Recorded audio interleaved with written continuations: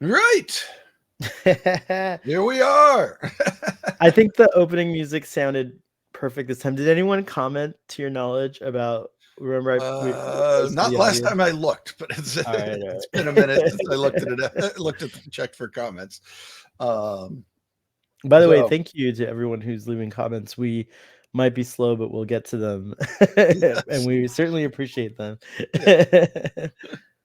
Yes, well, that's what we've got here at Rassilon Omega, and that other guy is we're a little slow and a little uncoordinated. Apparently, the other guy never got the memo that now we're back to doing Christmas specials again, and he was like sitting there on New Year's waiting for the Doctor Who, and then showed up for a New Year's recording session. But we were there for we're here for the Christmas one, and I only know about this because he sent me a message back in time.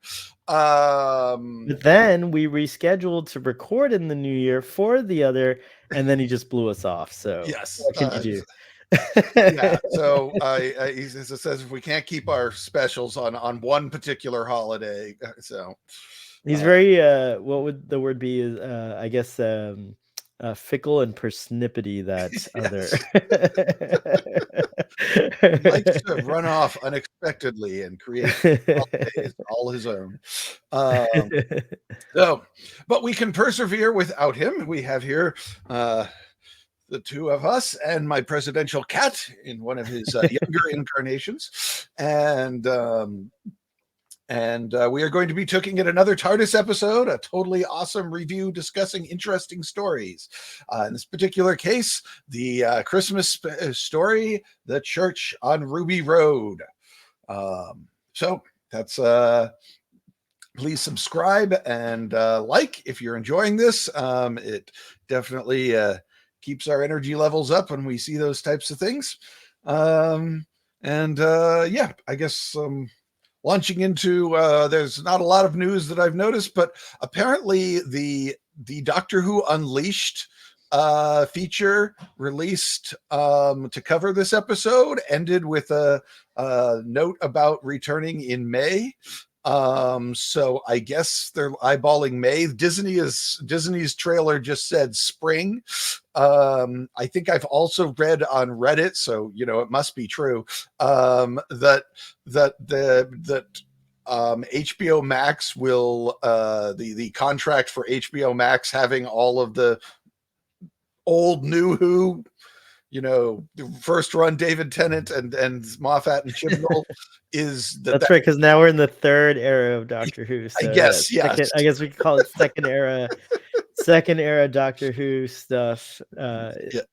So is that right? They're gonna lose the Well, that's apparently when the contract expires. Whether they've Gotcha. negotiated to renew it, I don't know. But the fact that Disney or that BBC is also throwing May around as the release of the new season, and that Disney would probably like to have all of that stuff because you know Disney just loves to get everything. So I'm sure the idea of Disney dropping all of the 10th Doctor, 11th Doctor, 12th Doctor, and 13th Doctor on Disney Plus at the same time the new series launches in, and doing all that in the same month on Disney Plus would make a certain marketing sense. So I could almost see that maybe that's why all of these things are coming together the way they are. Or maybe it's just a coincidence that they said May and somebody else on Reddit said May was the expiration for the HBO contract, and who they might not even know what they're talking about. But yes, so that's when we can expect some more new television Who. Of course, there is always new Who in the form of books and comics and audios coming out pretty much continuously around the year, way more than even I can keep up with. So, do we have? You might want to go check on that while I tell the audience. Okay. The presidential cats have been the future and past incarnations of the presidential cats have encountered each other and caused a Blinovich limitation effect, energy discharge. and knocked a chair over. I see. Okay, Fortunately, cats aren't near cat. Feline Blinovitch limitation effects energy discharges are not nearly as damaging as the ones when you actually get like some people like the Brigadier or the Sarah Janes to touch each other from different time streams. So that's really funny. Different points in the same time stream. So apologies for all of that noise.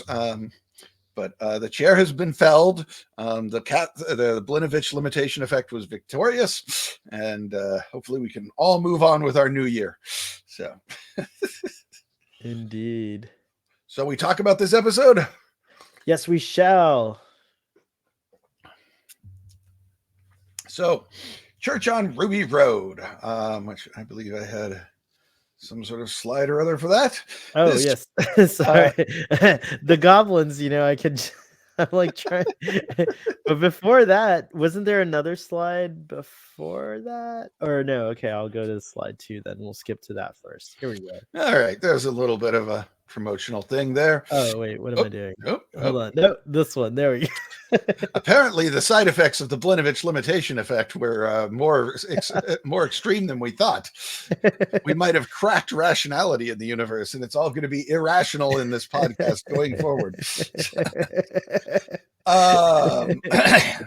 So yes, there we go. So there's our new faces of Doctor Who, looking sexy in a variety of different levels. If you're into bondage and that sort of thing.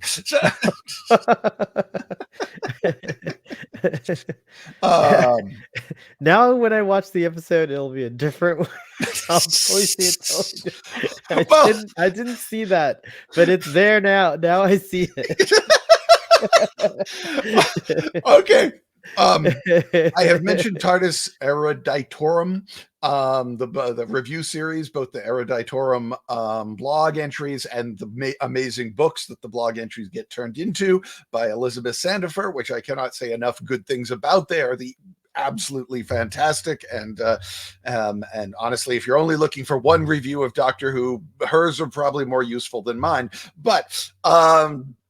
But she had her observations on this episode included one of her favorite moments in Doctor Who is the moment in the Doctor Who Unleashed behind the scenes footage where they're interviewing these two actors about being strapped up and hung in harnesses.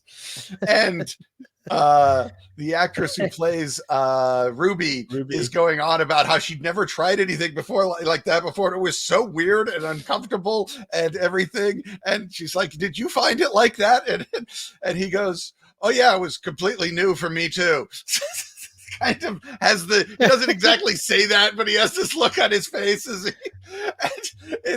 she's like, yeah, it's so obvious that this guy is busy laughing about the fact that he's been hung up in a harness before. That's so funny. That's really I didn't catch it when I watched it, but then she pointed it out. I went back and watched the scene. I was, oh my God, yeah, he does have this sort of awkward, like blushing look about whether he's been hung up in a harness before. And he's clearly trying to keep this PG good for the BBC. I gotta watch. I didn't watch the behind the scenes on this episode, so now I'm missing out. Now I've got a lot to catch up on. It's like, wow, okay, I did not. Yeah, he does have that sort of look about him. She's right. So yes, again, check out her blog, check out her books. They're fantastic. Yes, Church on Ruby Road, released by BBC on December 25th, 2023 AD in the Humanian era, and written by Russell T. Davies. I enjoyed this one a lot, and it's got a couple of very obvious inspirations to it. Like to be fair, a lot of the Christmas specials do seem to be inspired by Christmas in one form or another. The most obvious one is, of course, you remind me of the Babe. Yes, it does. Is, of course, Labyrinth. Yeah. And yes, it's definitely riffing hard on that. It definitely follows. Including the singing, actually, which is kind of a good, like, an interesting thing, you know? And, well, pirates would sing anyways, so the singing was fine, but Yes, yes.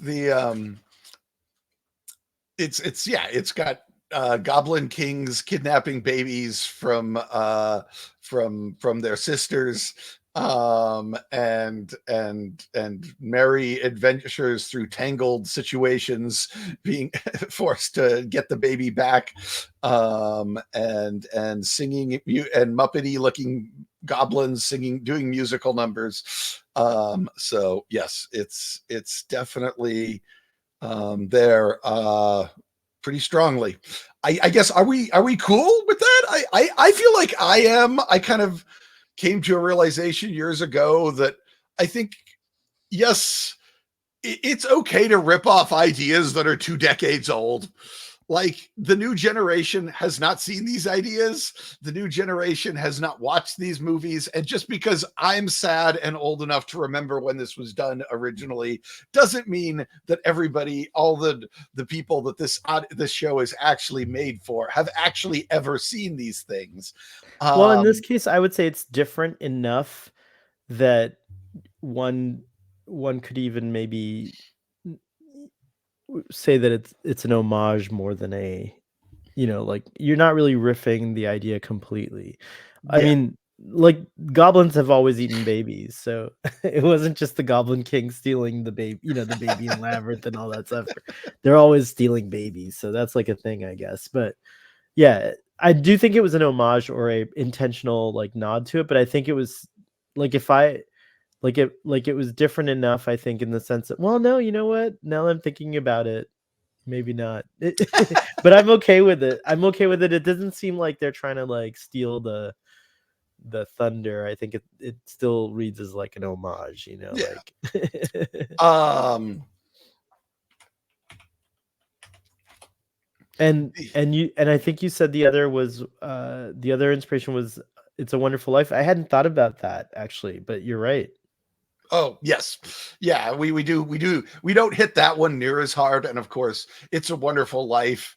It, you know, you can argue that every time travel story that involves somebody going back and being removed from history and then seeing what history would be like if they hadn't lived in it is a Right. riffing on A Wonderful Life, which is of course a pretty good sci-fi story that you never find in the science fiction section of the movie rental store, and that's because movie rental stores don't exist. But They do. I've seen them around. but, but even They've been back in the reduced to day, boxes that are bigger on the inside. I don't know if you've seen those red ones. yes, I don't seem to have It's a Wonderful Life though. Um, That's true. but yeah, I feel like it's definitely, Doctor Who should get to play with all the time travel tropes, and that is certainly a trope. And they I do it differently in that it's not Ruby wandering around looking at the world without her being there or anything. It's just kind of a little hat tip almost to it. Um, I'll throw in a quick little like a quick little thing that I just feel, since I'm now realizing that It's a Wonderful Life comparisons. I wish they went harder on that side and less on the Labyrinth side, to be honest. I Yeah, I didn't know what was up with that shot. Do you remember near the end, the Doctor runs up the stairs and there's a shot of his hand on the little banister Mhm, mhm. as he goes around the corner, and it kind of closes in. And I had to have somebody on the internet point me out. That's because George Bailey keeps pulling that knob off in the It's a Wonderful Life every Uh, time he goes around. And I was like, oh wow, there's actually, the director was framing the camera shots to kind of so to yeah, that's kind of cool. hint at that too. So I didn't watch it this season, It's a Wonderful Life. I usually watch it on the holidays, but this year we didn't watch that one, so uh, I'll have to go. Maybe I'll watch it just for fun in January. I, my big Christmas movie was Violent Night, so, Oh, which is goodness. amazing, by the way. Movie is way better than you think it is. So, like, it honestly, it isn't just a so stupid it isn't just so fun because it's stupid. It's fun because it actually tries to be a good little weird action fantasy movie. It's very violent, very bloody, but it's actually good, which is shocking because you don't think Violent Night is going to be good, but it is. David So where Harbour are is the we best in Sam. the? Oh, okay. I'm never gonna watch that movie. I'm scared of. I hate horrific or scary Christmas movies. But I mean, it's pitched at the same level that those Army of Darkness is. So I'm not going to say there's not some gore and horror in there, but it's also very much a comedy. okay, okay. So, So what are our space-time coordinates okay, for yes. this? Here, a presidential cat needs to settle down. Pick some coordinates. Pick some coordinates. Don't be a fractaling your not fractaling. Fracturing yourself, splintering yourself. There we go. 12 monkeys. Splintering Very nice. yourself across time and space. Since you brought up 12 Monkeys, the Blinovich effect happens in 12 Monkeys. Oh, okay. They have their own version. Yeah, of that's it, right. They yeah. took the watches in the first episode. They put them together, and I remember thinking, "Oh, there's a word for that, an expression for that in the Doctor Who world." That's so funny. So yes, space-time coordinates. Manchester, in December 24th of 2004. So yes, that big flashback we do, that's like just a few months before New Who premieres. Now when we go back in time to when the companions are little infants, we are just before Rose and the Doctor meet. Wow, that's so fascinating.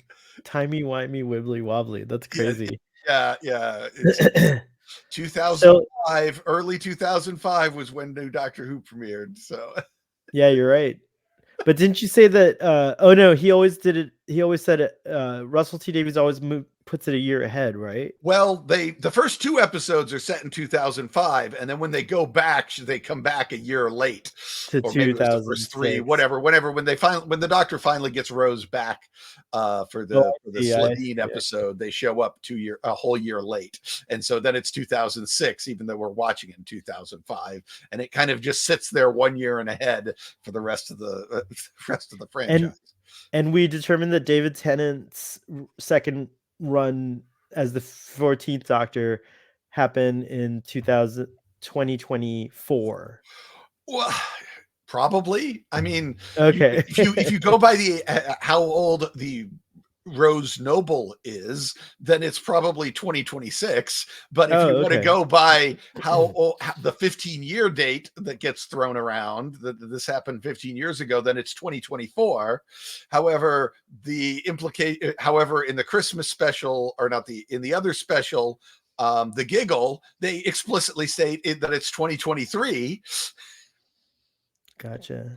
So you can take your pick. They can be in three different. There's a solid argument to be made for three separate years. The great thing about Church on Ruby Road is it doesn't directly reference those stories, so we can just say this is December of 2023. And let it be that, and whether or not those other things are going to happen in the future or already happened in the past is fine, because this story is not directly connected to the continuity of those other stories. So it only really matters, how old the Doctor is. That's kind of what you got to keep an eye on. So the Star Beast may or may not have already happened at the time of the Church of Ruby Road. That's pretty funny. On Ruby Road. So, which is fine. I'm fine with Doctor Who stories being slightly out of order from reality. I think they should do it. It's actually a little weird how the Doctor tends to sync up with things, which obviously is because that production timeline keeps bringing us back to the present, whatever that happens to be when they're filming an episode. But it's also very easy on the budget to not make it too futuristic or too, Yeah. Like, so you got to have it kind of like be around the relative time that we live in. Yes. So, and then of course we have that opening that takes place in 2004, and then we jump forward to 2023 in December, which we kind of span. I think there's something on December 1st and December 22nd, and then December 24th. So yeah, possibly a year before the Star Beast and Giggle, maybe depending on how you want to date that story. What has gone before? This is what has gone before. This novel by my favorite Doctor Who novelist, Lawrence Miles, was called Christmas on a Rational Planet. And it kind of almost feels like, like it was a literal kind of Doctor Who Christmas special novel, sort of. They didn't really get all that Christmassy. It just happened to take place during Christmas time. But in 1799, as I recall. So, and hello, presidential cat. Okay. In that novel, we discover that the universe used to be much more irrational and magical than it is now.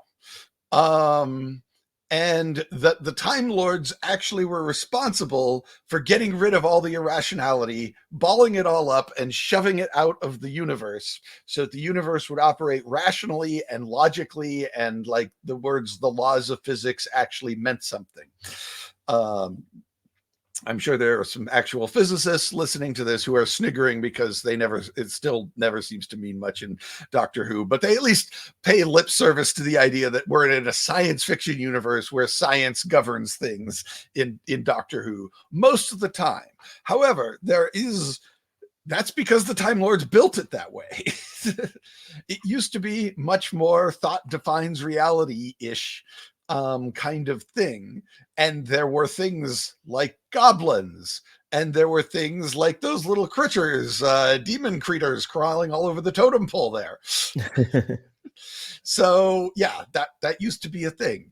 And dragons and vampires and yes, all kinds of things like that. Well, vampires are kind of their own little thing, but yes, there were vampires back then. But yes, things used to be a lot less rational and a lot more magical. So any discussion about the intrusion of magic into the Doctor Who universe really needs to start with this novel, where the seventh Doctor and his companions Roz and Chris have to deal with the fact that irrationality is leaking back into normal space, and by the way, by banishing all the irrational wielders from our, I guess, realm or universe, the Time Lords were able to then completely control Artron energy and use magic, as it were, to that's interesting. I never sorry. Yeah.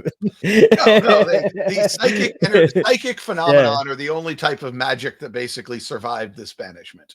And Artron energy is just the energy of the mind, the energy of perception, the psychic energy, the energy of the psyche. Very cool. So yes, it is that was the one they kept and used because their time machines needed Artron energy to run. So they could get rid of that one. You need a little irrationality to time travel. Yes. The book also speculates that there might be a little irrationality left over, and that's why Gold kills Cybermen.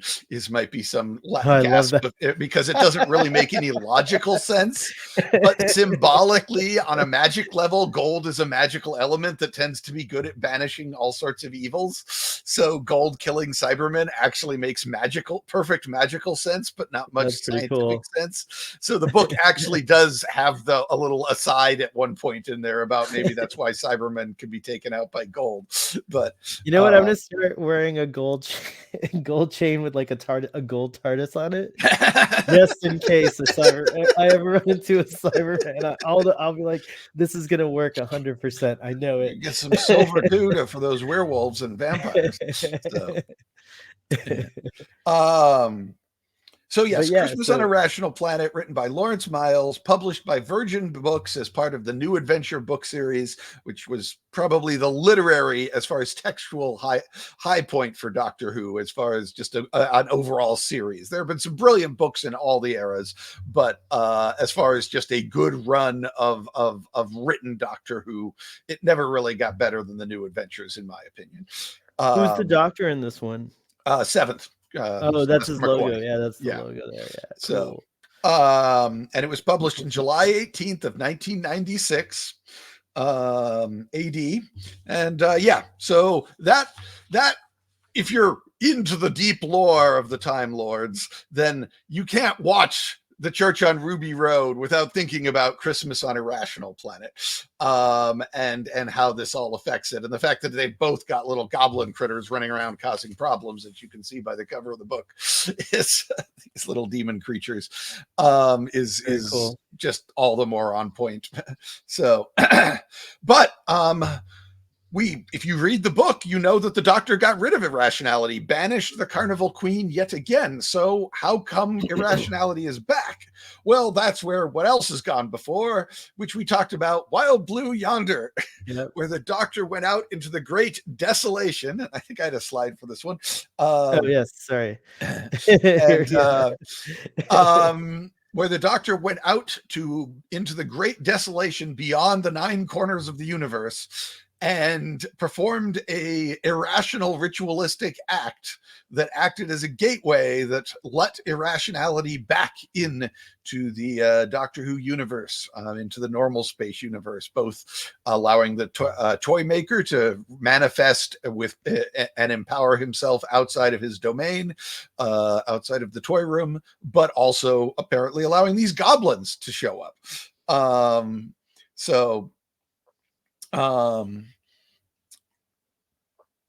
And there's probably Russell T Davies has been hinting we are going to get some more magical phenomenon in the coming season of Doctor Who.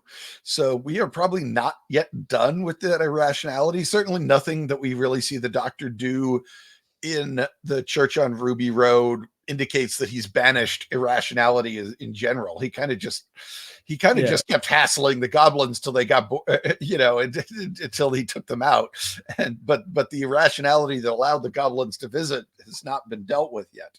And I'm this not is even this is the kind of thing that Russell T Davies does really well too. It's like a little tiny act in one episode is turning out to be like the source of a huge thing, which is pretty cool.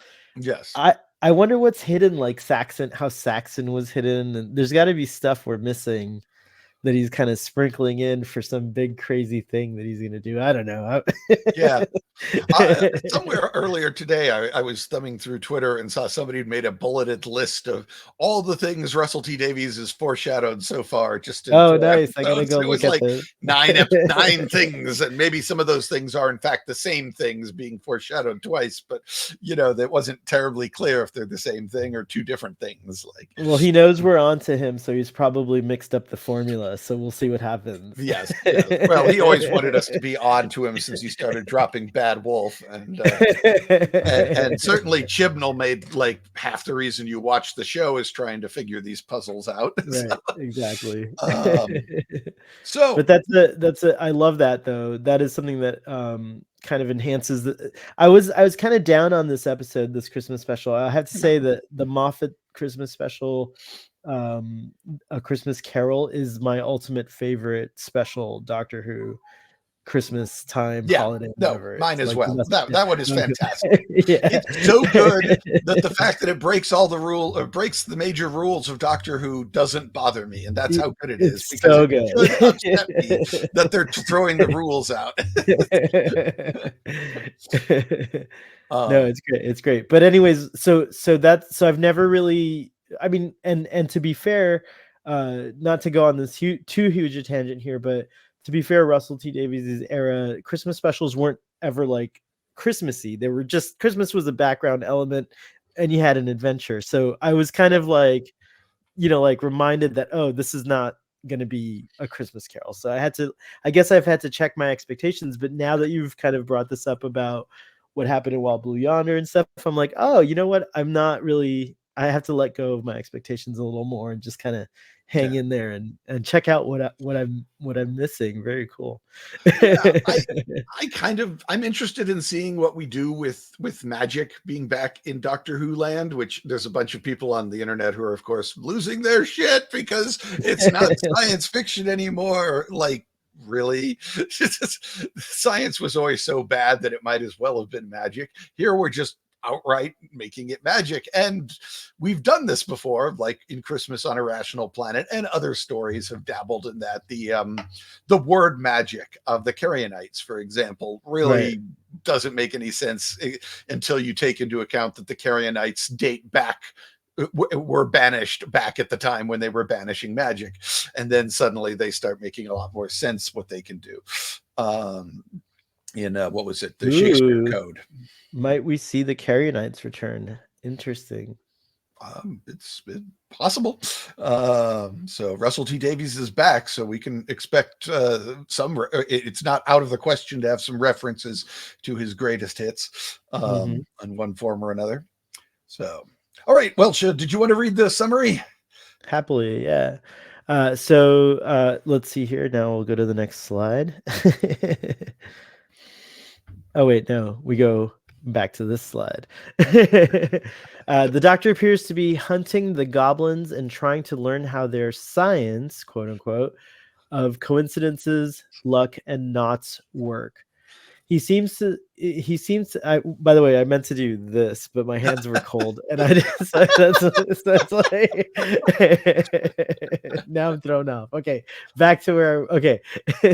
uh and trying to learn how their science of coincidences, luck, and knots work. He seems to stalk Ruby and her bad luck before diving in once the goblins make their move.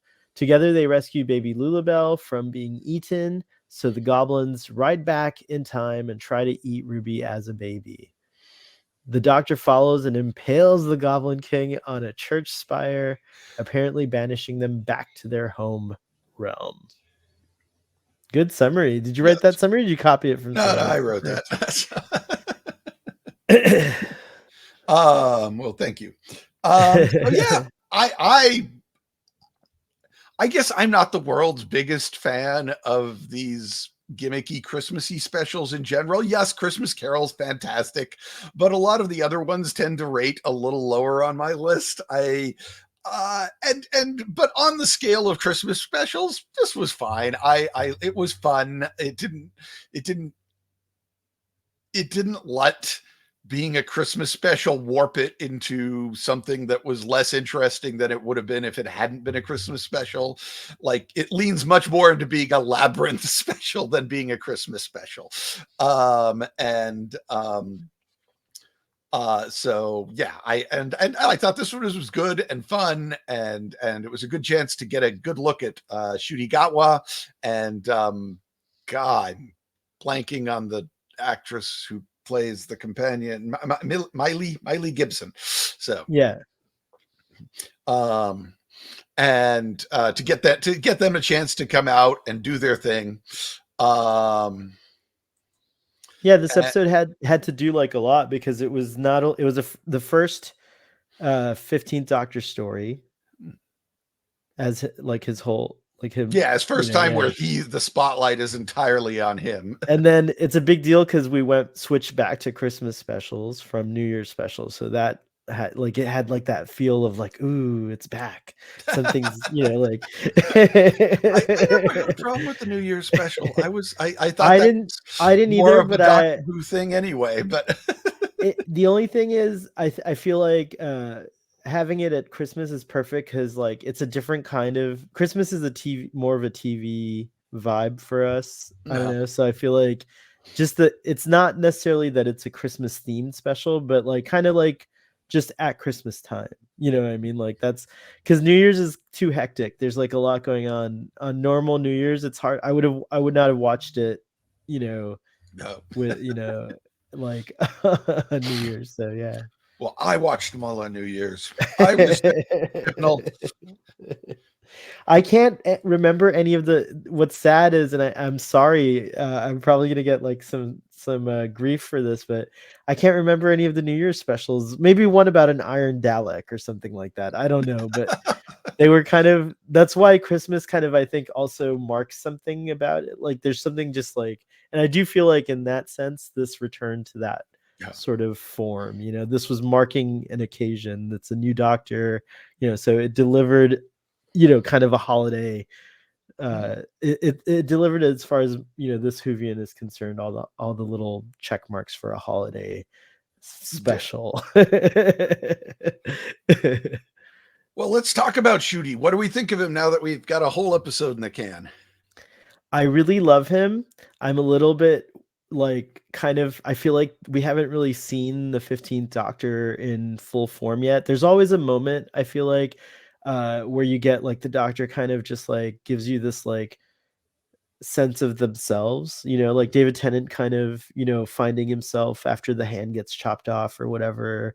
And, 11 when he's like basically run or whatever, like, and you see all the doctors in that scene or whatever. And I think for me, for the 12th Doctor, it happened when he banished the 2-dimensional creatures. Oh, that still gives me chills when he was like, using the TARDIS as like this like shield. It was awesome. Oh, yeah, Anyway. they need to bring the boneless back. The Boneless are an amazing guys, Doctor Who villain. Yeah, it's Concept. true. There's so much more you can do with them than say the Weeping Angels, but they really need to bring those guys back. So I didn't get that like fully. I don't know if you felt that in this episode, but maybe we'll get it in May. Yeah, I guess to some degree, well, I still haven't quite finished the last season of Sex Education because the people I watch it with keep having other things they need to get done. But having watched Shooty in that show and then watching this, I feel like I have a fairly good idea how his Doctor is going to work between those two fields of experience. Like, okay, it's going to be a little like Eric from Sex Education, but also more like this. And so for me, it felt a lot more rounded, but to some degree, it almost feels like I watched this Doctor going to school or something beforehand, and that I've kind of had that as a springboard. And I could be being led down a path. He could be going to be veering off into some directions that Eric never would have gone, quite possibly. Like it's really hard to imagine Eric actively trying to hurt somebody. But maybe this Doctor is gonna pop a cap in somebody's ass. I don't know. So yeah, it could be a false grip on his character that I have, but I feel like I have I felt fairly comfortable with my grip. It's like I had to play the 15th Doctor in a role-playing game for a short scene. I feel like I could do it without totally botching it. So in a way that some Doctors like. Did you attempt the accent as well? Oh, I can't do accents to save money. Okay, I can't do any of their accents, but I feel like I could get the verve and the energy kind of at least recognizable, even if it wasn't well done. It would at least be, oh, you're clearly doing the 15th Doctor, whereas like Capaldi, as you pointed out, by the end of his first episode, I still had no idea what the heck Capaldi was all about. But and I feel like the 13th Doctor had the benefit of kind of like being a fresh Doctor as well. It was something new. We hadn't ever seen a female Doctor, so that was exciting from the start. Kind of sadly, those like again that just kind of mushes in my brain. I really have to go back to the era and like watch it with more intention. Well, we're gonna certainly watch episodes when we're doing Time Lord discussions. So yes, there's a lot of got all that timeless child stuff. There's a lot to cover there.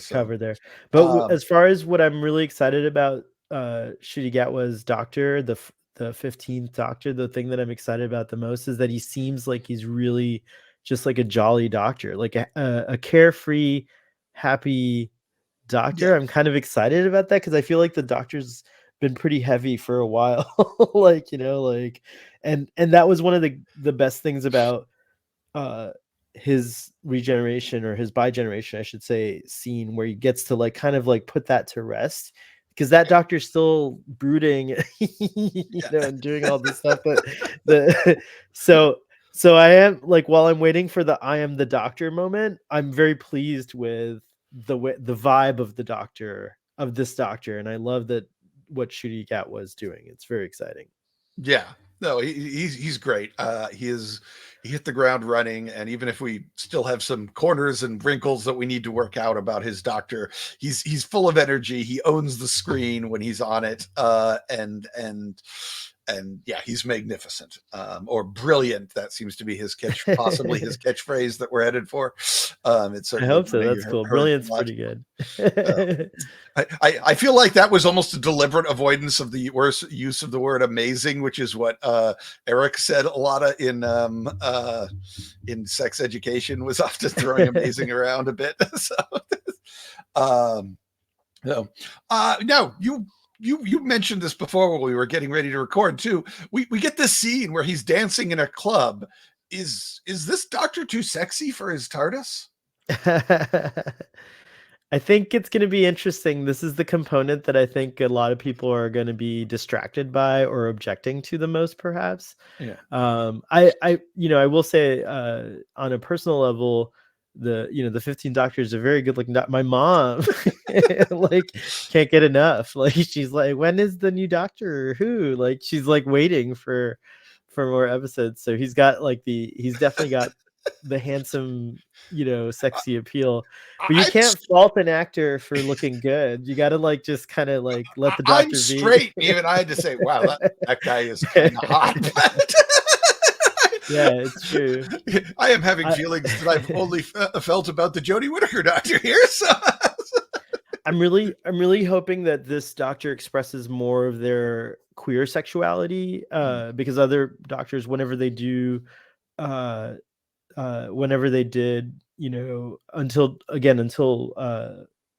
the 13th Doctor, but previously all the male doctors always seem to lean hetero to me. I don't know if you Well, feel yeah, that either way as ace well. or Yeah, hetero. ace or hetero. Yeah, yeah. Yeah, So that is very yeah. much. I will say, if you get into the Eighth Doctor novels, there's a bit more bisexuality going on there with the Eighth Doctor in the novels. But again, that's rather this little niche thing that you've got to go off and find these books and read them. It's not something that they've been I could going see on Paul screen and McGann. filmed. I could see Paul McGann pulling that off very well. Yeah, He's a very good Metro kind of individual. I don't know. yeah. So, yeah, you're right. I was just like, wow, he's got this tank top on and this very nice physique, and he's dancing around in there and imagining to dance without looking terribly embarrassing, like say Matt Smith, which admittedly was deliberately the point, but um, but I appreciated that Ruby doesn't seem to be into the Doctor in hmm. a romantic way. I think that she sees something there, and or whether she sees something or not, she just wants to be friends. Did you get that vibe too, or did I miss a I mean, scene? I think she acknowledges that he looks sexy Right, but at a it didn't couple seem points, like the kind. but he doesn't. But yeah, is she interested? Does she want to hit that? Is still a very open question at this Right. point. She hasn't Also, how really tried old? to come on to him or flirt with him, as far as I can tell. She just acknowledged that, yeah, he's about this tall and hot or whatever. So, She's what, 21 or 20? Like, what's the do you well, know I guess the she was her born in age? 2004, 4. and it's 2023, so that's what, 19. So Oh, so she's 19. Okay. All at right. least the Well, character is. So, that's kind of the age where you're kind of dating, but Shooty could pull off a 20-something-year-old Doctor, so I could see her maybe being interested in him. That's kind of yeah, like the I mean, age I think gap the you're actor is in interested his in. 20s, so Oh, then yeah, I then they're think fine. maybe late 20s, but yeah. And was Very cool. literally playing a high schooler the season before, the year They're before. they're a fun pairing too. Like, I thought I was gonna be reminded of Rose Hmm. a little too much, and I think Ruby's very interesting. Honestly, she reminds me more of Claire, and I don't feel like I'm like the only one who's pointed this out. But she comes. I'm not even. I can't even quite put my finger on what it is, but something about her is very vaguely Clairish, and other people have said it, so I guess I'm not completely imagining it. But yeah, the the I guess one thing that I thought was a nice touch is we get to see he's not completely angst free with our new doctor. Being an orphan still bugs him. That is Yeah. maybe he's kind of moved on from the whole flux mess, but the orphan thing is still kind of weighing on him. And that's interesting, both in that he didn't regenerate himself out of that trauma or shock, and that it seems like we're really going to lean into it with Ruby as well. And Chibnall has said that he wanted to explore what it's like to be an orphan. I'm not an orphan. I grew up with a mom and a dad and cats, and so I don't really know what that is like. I kind of feel like at the end of the Chibnall era, I still don't feel like I know what that's like.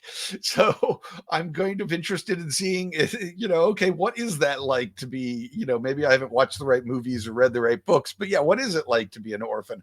I don't really know. So I'm kind of interested in seeing that explored through Ruby and the Doctor, if that's where we're going, but it kind of looks like we are going to dig into that a bit more. It's good because I think that there's a rise in orphaned children. So it'd be nice if there was more awareness and people who can adopt would adopt, perhaps, and give, people who can adopt and hopefully who are genuine about being parents, and nurturing these kids and stuff like that. But yeah. But Ruby turned out really great. Oh yeah, she's fun. She's awesome. Yeah, no, I like her. I feel like I have much less of a grip on her. Like if you told me to play her versus playing Clara in a role-playing game, I don't know if I could make a meaningful distinction quite yet. I really need to see more of her and see her under different situations to get a better grip on her. Not that Miley didn't do a great job on her first episode. It's just there's not a lot of data points there, and I didn't watch her in Sex Education for 3.5 seasons. So, well, her big mystery is very interesting to me too. Like, who's the lady who is her mom? Like, who's her mom? Basically, she's trying to find out. And there's this whole thing where they have no data whatsoever, and she's even like, what do you mean, like my mom never gave blood? Well, I mean, realistically, giving blood doesn't mean they did a DNA analysis of you. Right. But that said, yeah, these days it's usually possible to dig up some data on on yourself if you get one of those genetic tests done. And the fact that they found nothing can either be seen as we need to move on with the plot, and that the point is they didn't find the parents, or it could be seen as, is this woman even from Earth? But the fact that, like, oh yeah, well, you're this percentage Irish and this percentage, nothing is kind of the implication. So is it literally nothing? Like, they couldn't, like, I guess she's human, but not descended from any of the human stocks that we have databases on. That's actually like, what the heck is going on here? So I don't know how seriously to take that. Is it just mean we couldn't find your parents, or does it mean we're not even sure if you came from humans from 1,000 years in the future or something, or something like that? Someone I was talking to turned me on to the idea of perhaps the person dropping Ruby off is Ruby. So there's some kind of weird, like, reason why Ruby's parentage is unknown. Yeah. And many people also point to the fact that she seems to have boots and pants that might be similar to the 13th Doctor's. So, oh, interesting. Because all you see is the boots sticking out of the cloak, but there's no pants hanging down over the boots, and the boots do look a little like 13's. And of course, she had those capri pants so that they never actually covered her ankles. So there's if you put a big cloak thing on top of her, then she'd probably have about the same silhouette. But we're in an interesting this new era of Doctor Who's kind of interesting because we can have just like casual Doctor appearances if the actors are available. Like, there's plenty of actors who are keen to play the Doctor. So like, it doesn't have to be a big, like, And we don't even have anniversary to event. write up the day of the doctor to figure out how to wedge a new doctor in. We could just say, "Oh, this is some pre-Hartnell doctor." Boom. Charlie Boom, yeah, Sheen. or something Charlie like Sheen is a doctor now. Whatever, whoever you want. that. Tilda But no, I'm just Swinton. saying it's Bam. If she signs exciting. on the line, she's a I'm doctor. just saying exciting. It's exciting to me that Jodie Whittaker will get to come back and reprise her role, and like act alongside, the I new mean, doctor. Like that might be cool. if they honestly just some people talking about her boots, which may or may not be the same boots. She might But be she might be like, Ruby is Yaz and my baby. Like, so she's your daughter. Like, so now the doctor's traveling around with his new daughter. So it's like a reboot of the original yeah, kind of concept. It could be a thing like that. bring back Jenny. Bring back Jenny. So, so yeah, they're fun. The Carla and Cherry Sunday. They were Love also an them. absolute hoot. Yes, love them. And great fun. Very enjoyable. And that lady, I love that lady. What was her name? Mrs. Flood. I especially on rewatching it, I'm like, what the heck is her deal? I guess I like thought the same thing you thought, which it's the Ronnie. oh yes. I get excited about I don't know why I'm so excited about No, the it's Ronnie all the time. traditional in the new Who era of Doctor Who. Anytime a woman shows up who is not immediately identified, but the narrative establishes some sort of mysterious importance to, we have to, as new Who fans, assume that they're bringing the Ronnie back until we find out that, of course, it's not the Ronnie. Every single woman who's been brought back since Christopher Eccleston first said run has had fandom saying, is that the Ronnie? Is that the Ronnie?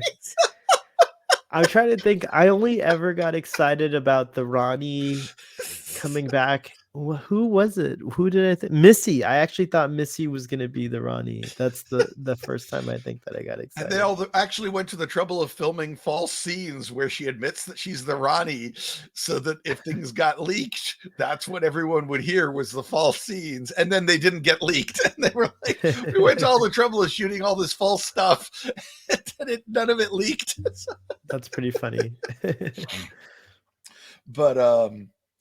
But yes, because all the women are the Ronnie until they're not. So that's just part of being a Doctor Who fan. Anyone could be the Ronnie.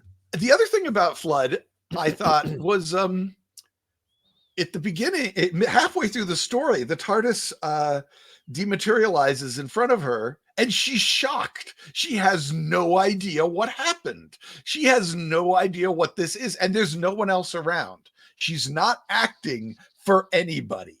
This is her honest to God, I'm all alone. This is how I behave when I'm alone. A TARDIS dematerialized, and I don't know what just happened. I don't understand it. And then at the end of the story, she's like, oh, that's a TARDIS.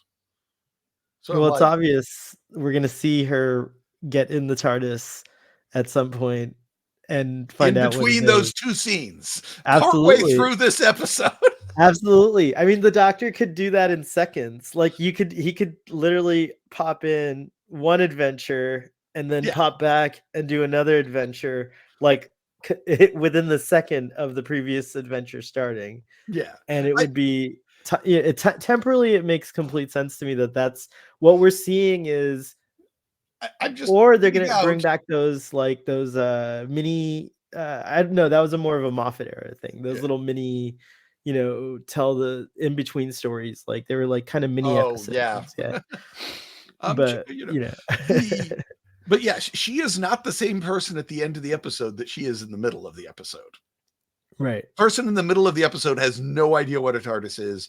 The person in the end of the episode is like, fool, I think that's TARDIS. I think that's totally intentional. I think we're going to see it too. I totally think we're going to see it. Yeah, I'm sure hopefully it'll all make sense, because at first when she's talking about the big thing's in my way, she's talking to some other person and the doctor's right there. So you can say, well, this is all an act she's putting on. She wants to Oh, look like a yeah. normal human. But the scene where she's shocked that the TARDIS dematerializes right in front of her, there's no one else around. She's not acting for anyone. So Well, if you're trying that's to prove that she's the Ronnie, you can just say she's probably like just amazed that like at her luck that a TARDIS would appear near her it coordinates really or comes off as like she has no idea what the hell just happened. yeah, I think so. I think so And of course, also. the Ronnie would have recognized the police box from the beginning. No, I mean I always guess that everyone's the Ronnie, but I did get the impression that that when she like did that at the end, I was like it made me wonder, and what I came to the conclusion is she has to have had an adventure with the doctor. There's Yeah, got to be an adventure yeah, somewhere something. Maybe when they there. go back in time, they change the past so that by the future, by the time he gets back to the future, she now knows what a TARDIS is, and she didn't before. So, maybe it's not going to happen in that gap. It's going to happen in the past somehow. So, because we don't know what else the doctor might have done while he was in the past. We didn't see every moment of that little side trip to go rescue the And baby. this is a very young, active, confident doctor. Like he seems to know how to fly the TARDIS again. Like or at least the TARDIS is flying for him. Yeah. He seemed very good at it. Like, which I is mean, kind of in New cool. Who, the Doctor's always as good at flying the TARDIS as the script requires him to be. And in a very real way, he's the I mean, I know he bears the marker of 15, but this is the first doctor of his like he is actually a birth of like whatever bi-generation is. It's not just regeneration. Like this is No. a new individual, a new being that's emerged. Like I he mean, if this shares all is the how, memories up to a point, but then yeah, that's it, like yeah. yeah. I mean, if this is how timeless children reproduce, then yeah, he's almost more of a son of the Doctor or something. But Right. if that's how timeless children reproduce, we don't Or know that, but it's just right. speculation. But so let's see. I guess I did want to say about the Carla and Cherry. We get a very again, Doctor Who comes down very much on the nurture over nature thing, because the alternate timeline version of them is not very good. They're not very likable people, and they definitely, you definitely get the idea that without Ruby there, they didn't become as good of people and reach their full potential, and that, yeah, nurturing is very, very important in these, and it always kind of ends up that way in most alternate universe stories. When you play the alternate universe card, you want to have everyone ends up acting different, which ends up inevitably saying that nurture is the what shapes us more than nature does. So But I think it's interesting that that Ruby is what sparks um Carla's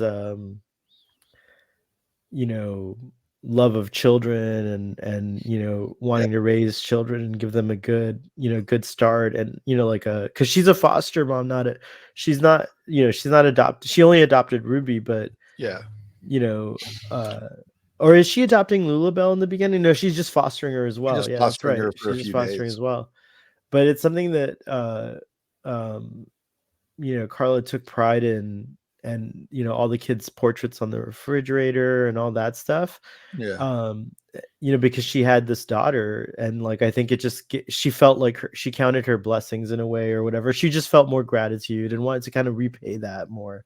So it yeah, was sad to see while it was sad to see that Carla didn't find another way to do that, like that time, you know, but we are again, you can what I like is you can kind of explain that away with the irrationality entering the universe again, like that's kind of, some like I kind of wish that Carla had, it wouldn't have just been Ruby, maybe she would have adopted another kid and they had like enriched her life as well, like yeah. but I mean, the show's pretty clear that it's something about Ruby, yeah, particularly in her life, not in just her any life, kid, but Ruby, yeah, that Ruby. turned her into a much more caring, empathetic, and giving person. Well, you can see that from Ruby as a character. I mean, she is that way. I mean, she's very nurturing. Like she's a magical being. Yeah, Oh, I'm actually afraid now that she might be an irrational expression of the universe or something, and yeah.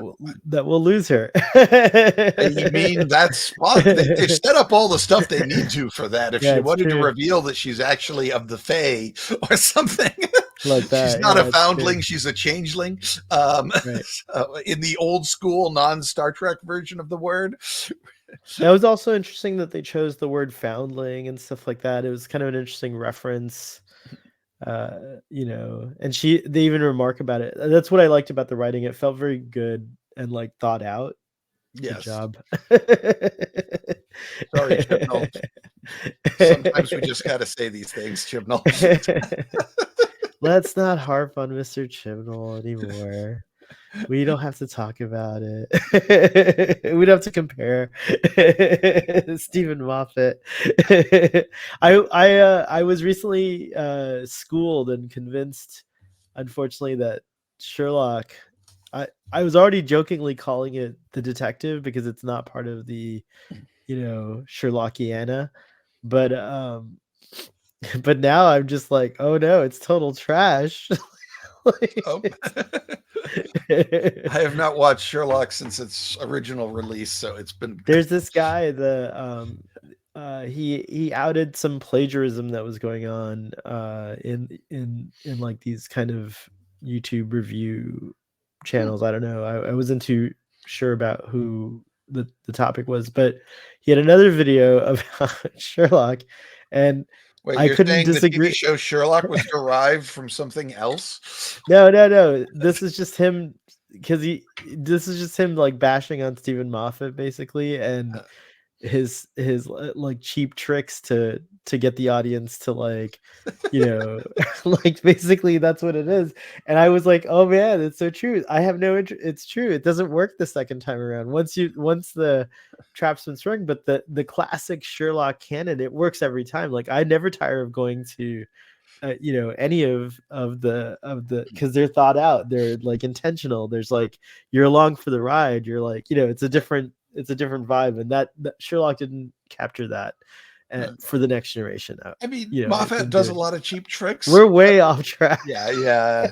But I just want to say real quick, Okay. he does complicated tricks. He does big tricks. He does good tricks. The fact that he does cheap tricks is just part of all the trickiness that is Moffat. I'll say And something. it's not like he just does cheap tricks. Yes, there are cheap tricks, but even that is a sign that he loves you. Like he's crumbling up some Oreos over the top of the cookies. Does the cake or over the top of the cake? Does the cake really need crumbled Oreos? No, but he's going to put some there because he's Moffat, and he just loves to pile it all on. It still didn't change my opinion that series 5 of Doctor Who is the most perfect series of Doctor Who in the modern era so far. The most perfect, Which note one is that? perfect series 5. It's 11's first series. 11's first season. Okay, Yeah, sorry, it's I'm bad. With I can go back and watch it episode by episode, and I get excited every time, and the Pandorica and all that stuff just thrills me every single time. It is So really solid. It's certainly in my top, easily in my top 3 seasons. Yeah, So, so uh, I'll end that tangent on that note. Getting back to yeah, this yes, episode. yes. Shall we talk about the goblins? Yes, we should talk about the goblins. Goblins. Let's put a picture up so we can help stay on topic. So, like, that's what we're going to talk about. Goblins, not Moffat. I mean, yeah. Anyway, not going to go there. So yes, aren't they? They're adorable. They're pretty great. The design, the character design is probably going to win some awards. It's pretty awesome. Yeah, I mean, it's a whole universe of little Yoda things. I like that they're not. I like that there's these like kind of goblins, and then the Goblin King look kind of like the Absorbaloff. Or Jabba the Hutt. Or Jabba the Hutt. Yeah. Jabba the Hutt with the Yoda ears. Yeah. Yeah. And the goblins were sufficiently creepy the whole time. Like I was kind of scared of them. So they worked, even though they were also very absurd. Yeah, Uh, they managed to walk that perfect line between being very creepy and funny and muppety, and I think they hit the sweet spot between all three of those. You wouldn't want them any more muppety, but you wouldn't want them any less muppety either. Not for a labyrinth riff, and you don't want them any. You wouldn't want them any creepier, but you wouldn't want them any less creepy either. You know, so are they so do you know what company worked on them, or is it an in-house thing with Bad Wolf? Like I the am not sure what company did them. I know that they're mostly actor. They got shorter actors stuck, dress them up, and then they use various Lord of the Rings esque tricks to make them look smaller than they really were. Yeah, that was Um, also great. They did a great job so at that. I'm It sure all there's looked very CGI good. in Yeah. some of the shots, but a lot of the shots are just actors that have been special effected to look tinier than the actors really are. Um, which was good. I was watching the episode. I'm not really sure. Are these CGI goblins? Are they actor goblins? I can't really tell. And so it wasn't until I watched the behind the scenes thing that it's weird to watch Doctor Who and not be able to figure out how they did the special effect. So it's usually pretty obvious how they did the special effect To or use not kind so of like special effect. a to use kind of like a buzzy thing, like the show does look super luxe, as it were. Like it's a very high production value looking show, Yes. but it has already looked that way. Like it's not too big of a leap from what it looked like, in the previous era, if you will. So Yeah, like I said, the like the latter Chibnall half era of the was at yeah, the time it came out the best the show had ever looked by looked, yeah, far, exactly. and this is better looking, but I mean he also has way more money to play with, so it'd actually be a little annoying if it wasn't better looking. But Well, and also Doctor Who in the modern since its start, it kind of always progresses with the technology of the times, and yeah, you can watch Doctor Who as like a study in science fiction special effects and production, yeah, because it spans like such a huge chunk of cinematic yeah, time frame. So yeah, I like that it keeps up with whatever the best is available at the time. yeah. Well, or the best that they can afford at the time. But yes, it still is definitely an incline. Yeah. Um, And I think our friend Robbie said something about like I don't remember, it might have been in his review. I don't know if you've had a chance to go look at it. Sorry to like interrupt and plug in the middle of your no, show that's here. fine. But if you go check Robbie's out done some movie great stuff. if you go check out Movie Magic, I think Robbie was the one. I don't know where I heard this from, but something about like being worried that having too much money and being able to do everything you want, could actually like lower the quality of the storytelling. But I feel like it's too soon to say. I like to judge seasons more than just like episode per episode, especially with Doctor Who, where there tends to be a season kind of reveal or arc, so you got to kind of weigh your punches. I don't think that they don't have Yeah, that much more money. That's not going to be a problem for Doctor Who. yeah, yeah, I I think will so. say there are definitely scenes in, especially seasons 1 and 2 of Discovery, where I was like, "Oh, dude, they clearly just had a stack of money sitting around and figured out they had needed to spend it by the end of the episode."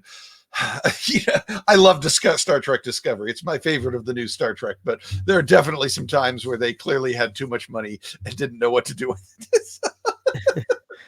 But it gives uh, you yummy lore stuff. Like as long as you get something out of it, I don't mind, yeah. the occasional. That's the other thing is like a lot of folks I'm kind of in that same camp of like 10 episodes is kind of too short a season. For Doctor Who it's worked for a while, but I think we've had 13 and 15 episodes. Now we're doing what 10 and 8, right? Like Yeah. yeah, so everything kind of like condensing, and we're losing those filler episodes, and I kind of love those filler episodes. I mean, It's like the word filler episode only I became a that's thing, just like a general yeah, term, when but we yeah. started doing big plot arcs. But Doctor Who traditionally hasn't done much in the way of big plot arcs, at least outside of their multi-part sub stories. So I'm not even sure if Doctor Who's really suited for big plot arcs. Uh, It'd be nice to get like like in the previous thing, you didn't miss the Doctor if you got one of those like Doctor Light episodes, Yeah.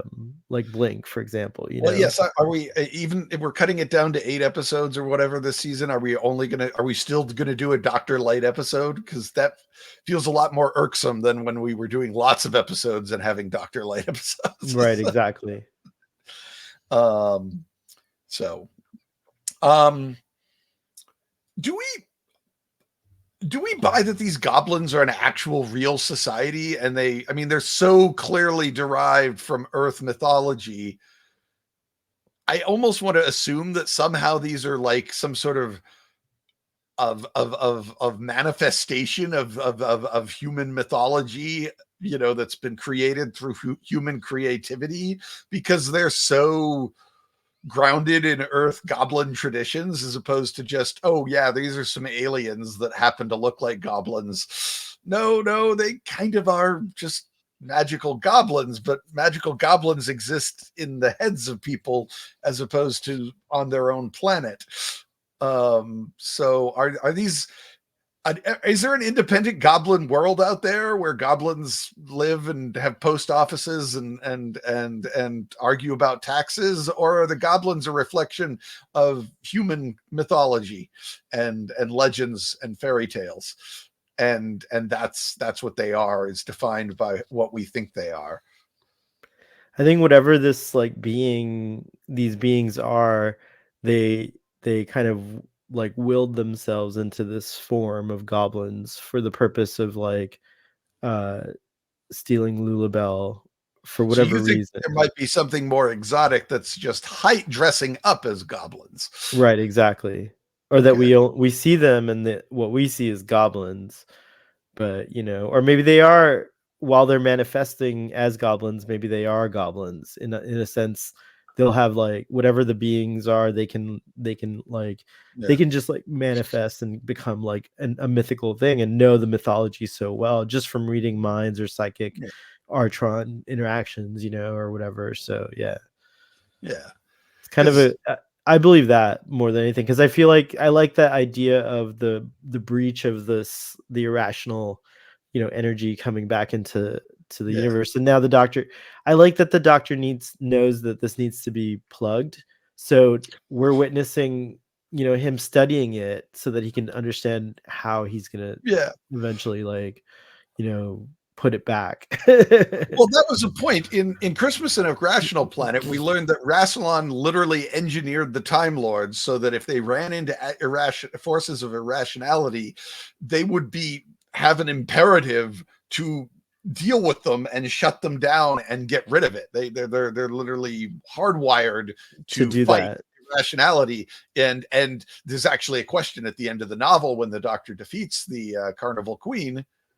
Did the Doctor choose to defeat the Carnival Queen, or is the Doctor just acting on the programming that Rassilon stuck in his head, and he didn't actually have any free will in the matter? The novel leaves that open to the reader to make their own decision about whether or not the Doctor at the end was acting with free will or just responding because he was biologically engineered to respond that way. There's no hint of that here. The Doctor's like, hey, look, not science and weird and coincidence science, and he's really excited about them. He never actually he talks about All right, yeah. saving babies, but he doesn't really seem to be concerned about getting rid of irrationality, or even that irrationality is inherently a bad thing. So I don't know if he's trying to fix it. Maybe he's like just fine with it. I don't know.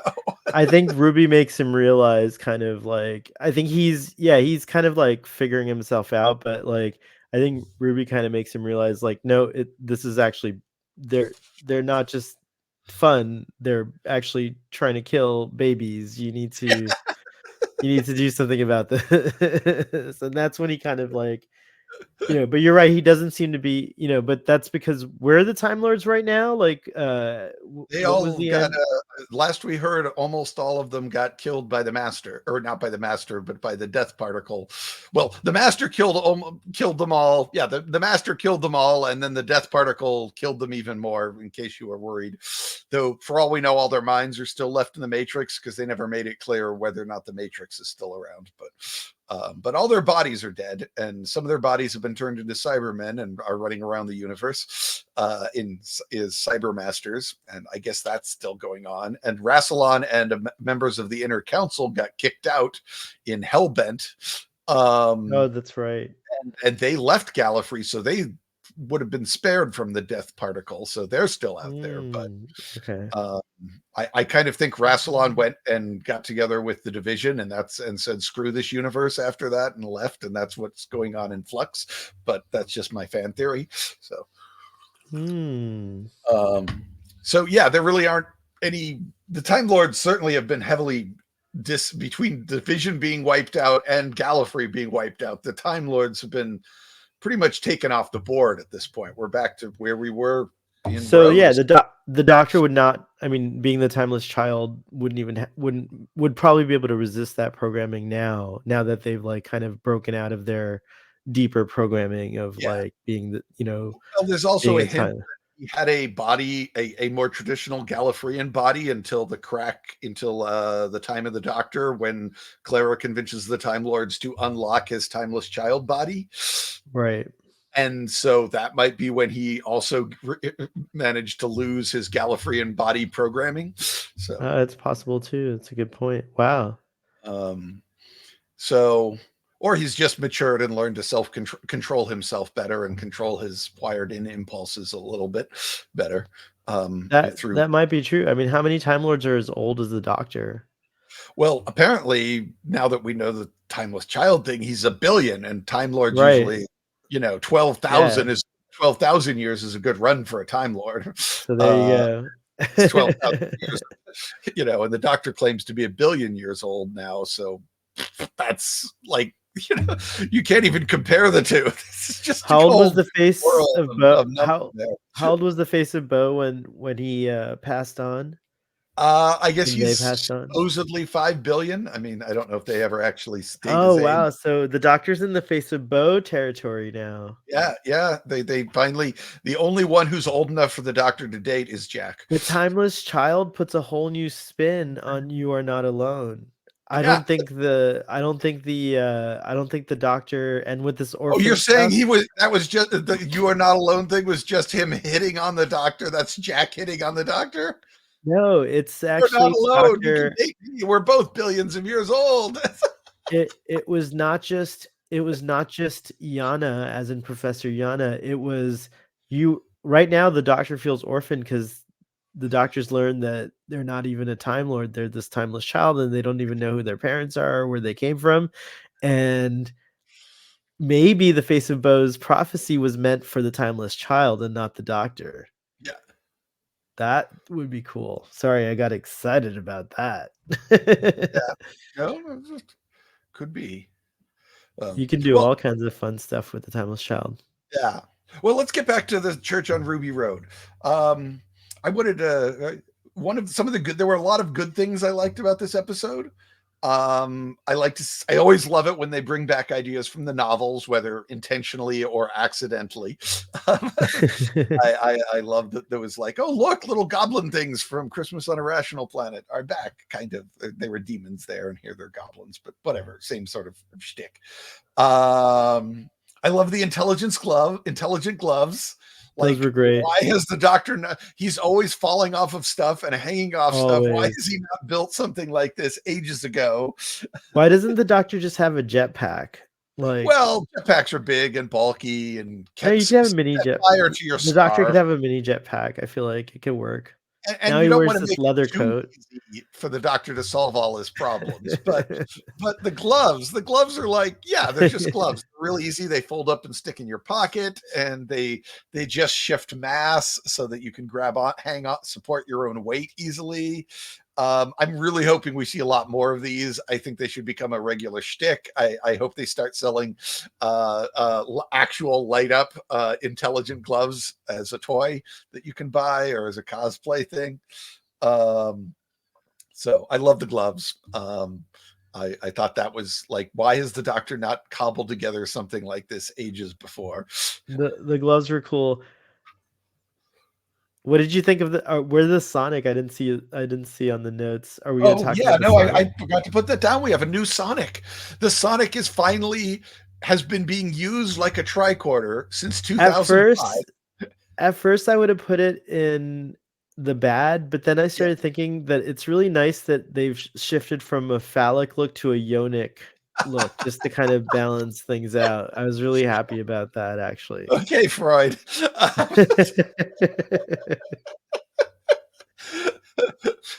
um, what I like, I mean, the original sonic screwdriver looked would look like a little like a screwdriver, and it was used like a screwdriver. It opened and unlocked things and unscrewed things. But in the new Who era, since 2005, they've been using it like a freaking tricorder.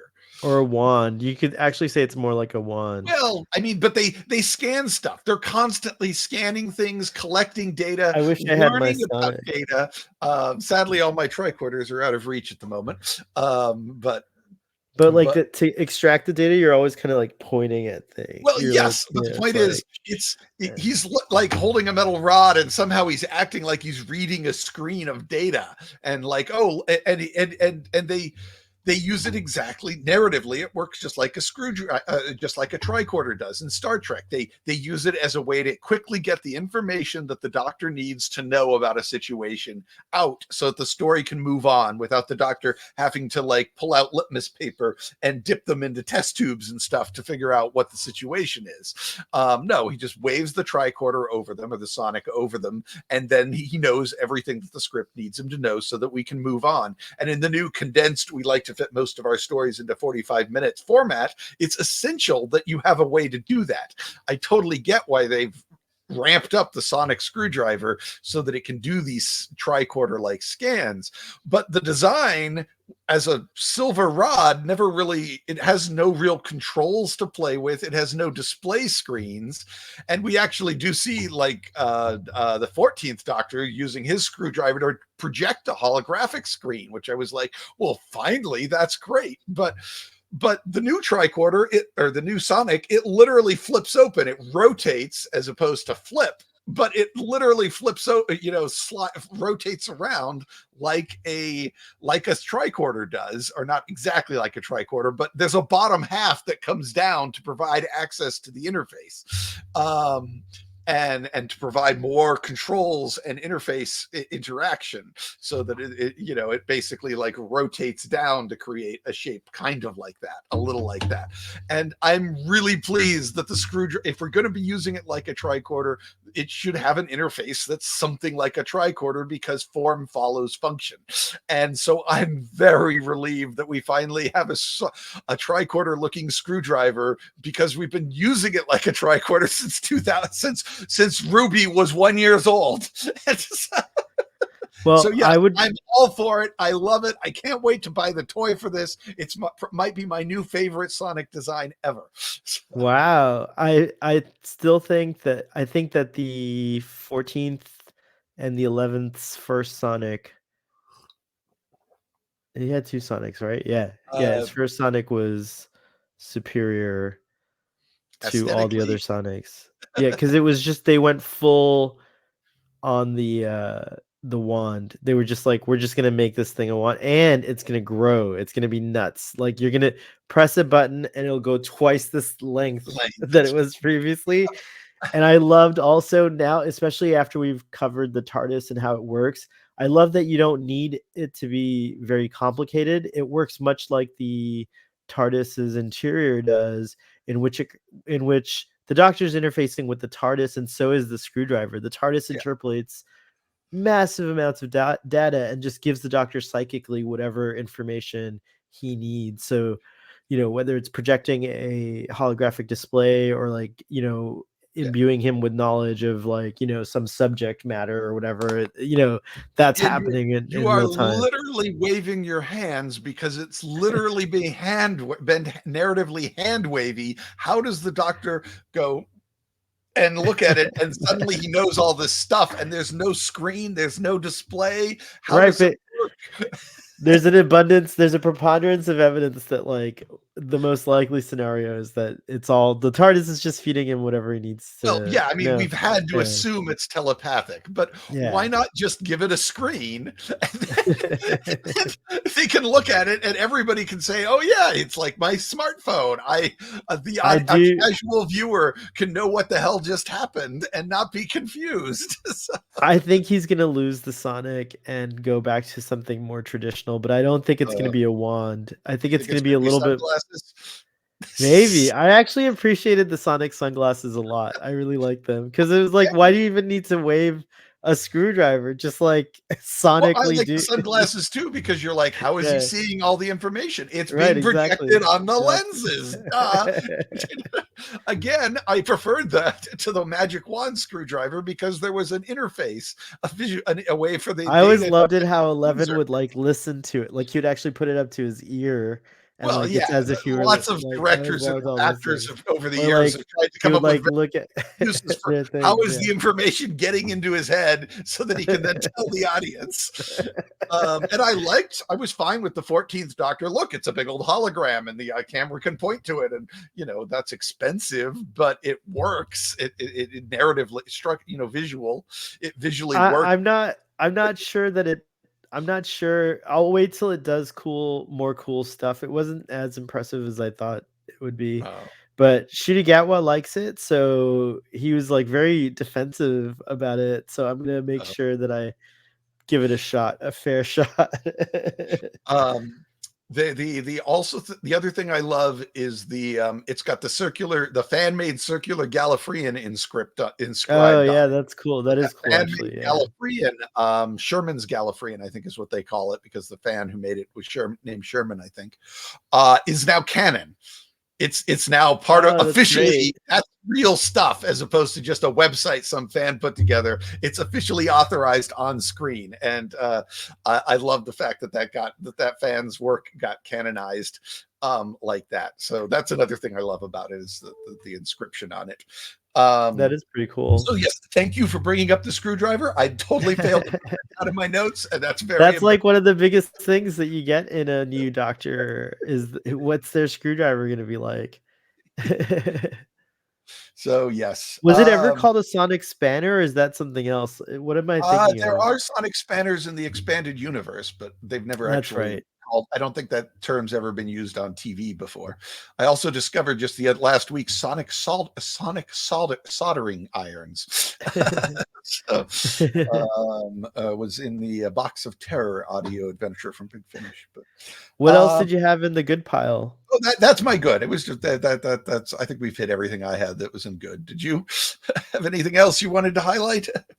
I think overall the other thing was the music is so great. Like I know you're a fan of the previous vibe, but this is the vibe I love, and I do think it's evolving. It's evolved a lot, his style, and it's exciting to see Murray Gold come back to Doctor Who with his new experiences, in other words, like being a better musician and being a better composer and stuff like that, and it's very evident. But like I love the Doctor's theme, so that would go huge into the good pile.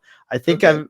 I want to hear, I can't wait to hear it, like to actually just like, as the soundtrack hasn't come out yet, I don't think. They've released copies performances of some of the major themes from the No, I episode. heard that, but I want to hear it in the context because it's used sometimes like in different ways Yeah. during the episode, so I can't And wait till the I'm sure there'll soundtracks be come out. a CD at the end of the season or Yeah, whatever, or box set of CDs. yeah, Um, totally. so I don't hate Murray Gold. He's very, very talented. I just want my new doctor to sound new. That's all. It I does just to want my me. new doctor to sound new. And they went and hired somebody to make it sound like old doctor. Like, no, it should sound new. I was fine with moving on from the previous composer. I just want a new composer with a new sound. Well, he may do only one season, or like maybe he has a person who who knows what the future will Yeah, hold. But I for one, I'm just chuffed as all heck that he's back uh, on the music I'm chair. glad you're happy. I'm glad people are enjoying it. I knew there would be lots of people who were very excited about it. So, um, I certainly wouldn't put that into my bad list, but I did think the scene where they're like, okay, we saved the baby. now let's go abandon the baby and run off into the other room. Like, have neither of you seen Labyrinth?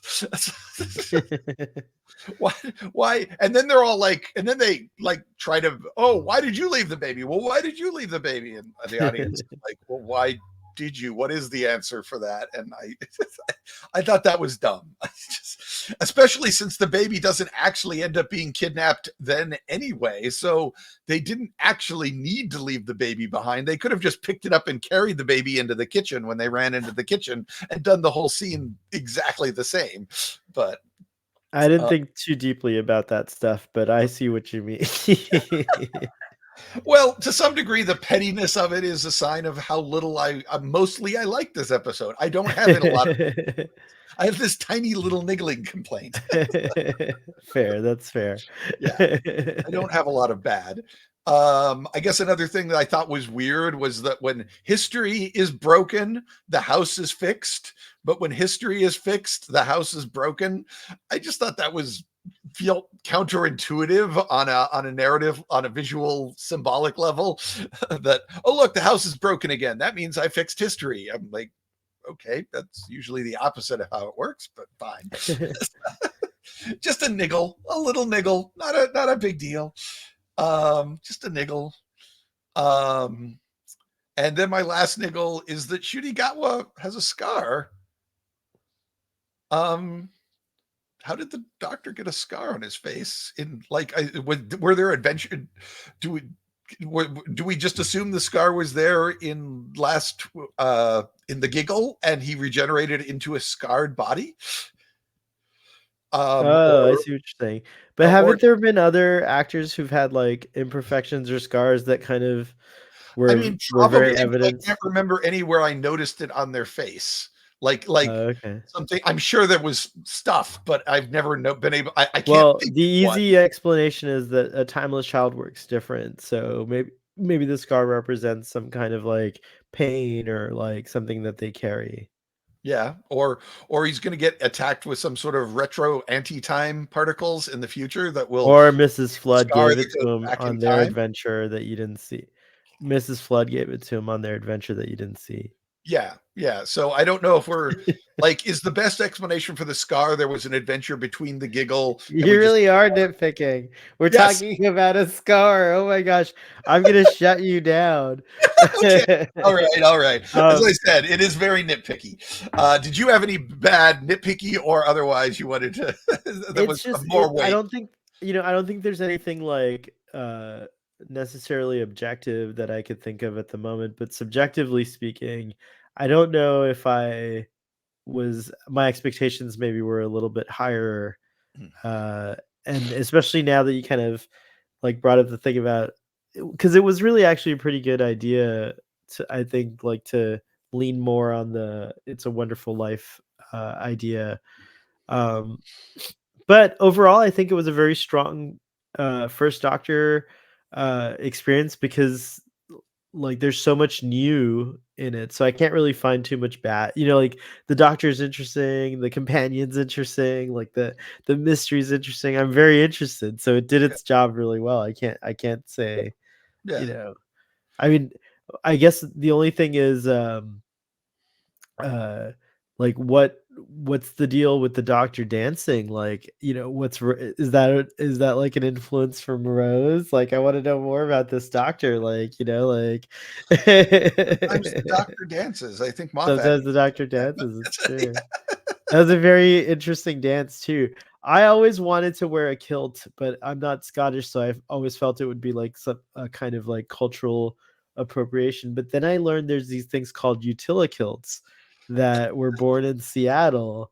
So I'm gonna order a utilikilt and wear those around, and that way I'm not like, I don't have to like explain. Well, yeah, I mean, I suppose since every one of those patterns is supposed to go with a certain clan or it's a tartan. Yeah, tartans are like familial. Yeah, like, so if you're wearing the right, you're kind of actually putting somebody else's name on you, I suppose, if you're wearing one of those tartan. Well, I know that the O'Donnells of Ireland would adopt me into their clan. I don't know any Scottish people that would adopt me into their clan.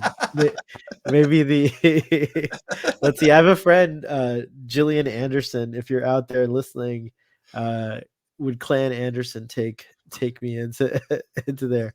Robbie, Robbie, of course, Robbie's in Yeah, Scotland. I was about to say, Robbie. There you go. I mean, Fathery could also get you in on the Scottish side, but I thought he was more not Irish. Irish. But, Irish. yeah, okay, Irish. Bad. yeah. Thinking Irish, and I came out Scottish. So, wibbly wobbly. The at least on first viewing, the impression you get is that Davina McCall gets killed by a Christmas tree, and then the doctor goes back and changes history so she doesn't die. Normally, that is forbidden, but there's a little wiggle room, which I'm sure is deliberate on Russell T Davies' part, that we don't actually see her die. We see it falling, and the camera cuts away. So we could assume the doctor always saves her. I think that's going to be the assumption. But how does he know to be there? I mean, I guess he must have read in a report or seen somehow. Oh, look, I saved her life. I've got to make sure I remember to do that at some point. Well, I mean, oddly enough, if the 15th Doctor was watching TV and happened to see her die, he could remember seeing it and know that he has to go back and fix it, and it's okay because he remembered it from his previous self. Yeah, he did. I mean, he would have seen a report of her death. I mean, or the 14th report of her life being saved. Or that too. Yeah, later on. Yeah, that's true. I don't know. Would it have made the news if she was saved? Would she have gone? Would it have ended up on television? Maybe it was also showing that just like removing someone from time, like Ruby, would affect things. Sometimes you have to change things for things to continue to work. Like, and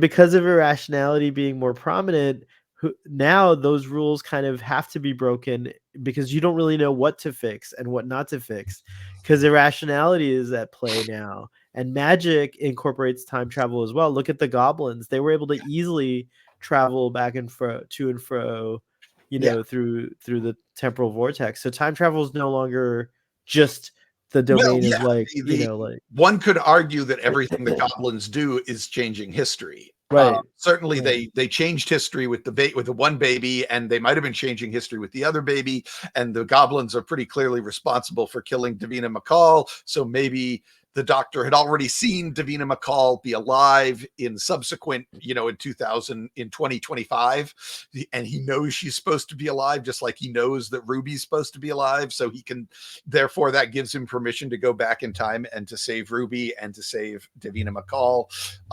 There could be a context that we're not getting here. So yeah. But it is certainly a little wibbly wobbly because normally it would have been fun if 14 saved her. Like, that would have been interesting. I got you. Don't worry. That might have been. Then we're going to end up expecting, why doesn't 14 show up in every subsequent story? And I think no, just once in a while, here and there. A sprinkle of 14 here and there, very sparse. Now, this next wibbly wobbly point is not mine at all. Again, I have to go to Elizabeth Sandifer's excellent TARDIS Oratorium review of this episode, where she points out that thematically speaking, the story should end with, after they fail to get Ruby, the goblin should go back in time and try to kidnap the timeless child and eat that baby before Tecteun can rescue the timeless child. And once she said it, I was like, yeah, duh, they almost wrote themselves into a corner. That's how the story has to end. And yet it doesn't end that way. And I don't know, perhaps it'll get paid off in the future. Maybe the goblins are going to go try to grab, but it would have been like, the babies keep going back and grabbing these orphans. So the next logical step is the babies would go back and grab the timeless child from Tecteun. And that would have been cool to see. We didn't get to see it. So it does bug me a little now that it's been pointed out that would have been a better ending. it would have turned it into a running gag about it keeps going. The goblins keep going further and further back, but whatever. I get it. It was a cool idea of hers. So I'm glad the doctor stopped them when they when yeah, they did. I guess that's why he makes sure you get skewered by the.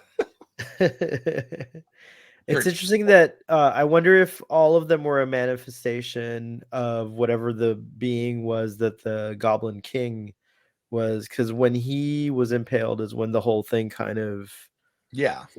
right? So I wonder if that was the being or whatever, the elemental or whatever it was, the Yeah. Maybe that's irrational. what makes him king, is that he has the power to shift things from one universe to the other, from Right, the right. irrational universe to the rational But universe. what would eating babies do to, like, I guess that that pure the creativity or whatever, the unlimitless potential, much like the energy of that that unlimited potential, whereas like when you're further along your path, you've already kind of set in your ways. So Yeah. like babies would have that, like they could be anything really. Yeah. Which is Well, and apparently it also has to do a lot with coincidence.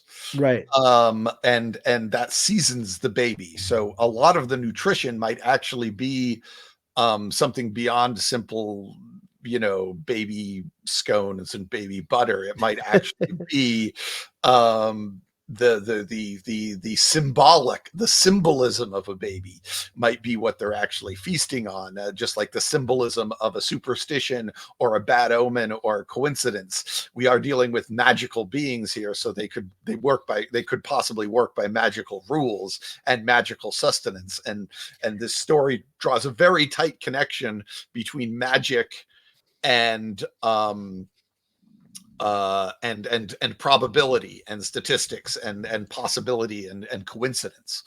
They lock those together very tightly in this story, which I think is a good segue for the Time Lore piece that I wanted to talk Yes, about a bit more about the Carnival Queen. let's get Um, into it. yeah, let's talk about that.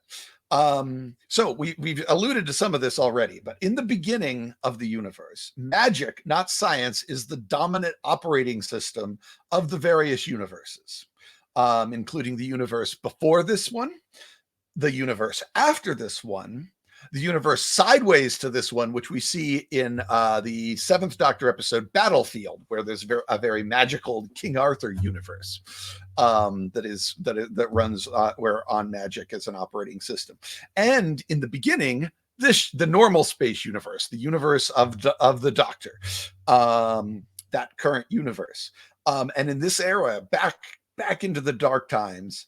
The irrational forces of odic energy are plentiful, and there's also an ionic energy that can convert fiction into reality and reality into fiction. And realities of other dimensions can manifest themselves in normal space as works of fiction. It's much more of a thought defines reality. Symbolism and perception ends up fundamentally is a fundamental part of the operating system of the universe itself, on a level way beyond what it is when we normally think about how things work in the Doctor Who universe. And only sapient beings can collapse quantum phenomenon and crystallize history and make events real, as opposed to just probability waveforms. And that actually is based off the Heisenberg uncertainty principle, where the observations of things determine whether the cat is alive or dead in the box, in Schrodinger's box and stuff. So as a sapient observes the quantum flux of the universe, they collapse these quantum flux into facts. So in a very real sense, perception of the universe defines the universe and gives the universe meaning. And so meaning is the primary foundation of the universe. And as a sapient lives, he creates strands of meaning and understanding that marks out all of space-time that he observes. And so, because they are the first species to evolve naturally, the Shibokans of Gallifrey have a direct effect on the space-time continuum, and their morphic fields increase the chances of humanoids evolving on not only that planet, but other planets, shaping the morphic field of the entire universe. And as these Gallifreyans observe the universe, they set down the laws that predict its actions. And the Shibogans are the first to impose a meaning on their universe through their observations. And in doing so, their observations begin to create the rules upon which this universe operates. So, but the universe is still very, kind of a gestalt democratic universe. It's all the different life forms in the universe observing it defines how it works, and the symbolic meanings of all of that define what can and cannot happen. And before the Eye of Harmony is created, and history is anchored by Rassilon, causality is largely structureless and at the mercy of those who can wield this odic energy. And magic, as I said, is in both this story and in others Doctor Who stories, is about altering probability so that unlikely combinations of matter and energy can occur. So again, coincidence is directly tied with magic. Odic energy makes it can make miraculous healing and acts of prophecy possible. Moral and spiritual qualities such as courage and self-sacrifices can be tools to shape this probability. Again, symbolic actions. Our symbolism itself can be used to alter probability fields. One of the more effective ways to force probability into desired shapes is to use the power of sacrifice. That's why there's so much sacrifice-based magic. This can be done by sacrificing others or by the magic wielder making sacrifices of themselves. Old High Gallifreyan, which was a language with a 10 million letter alphabet, is used on Gallifrey to shape magic. And in the time before the anchoring of the web, Old High Gallifreyan could be used by experts to, according to the Doctor, burn stars, raise empires, and topple gods.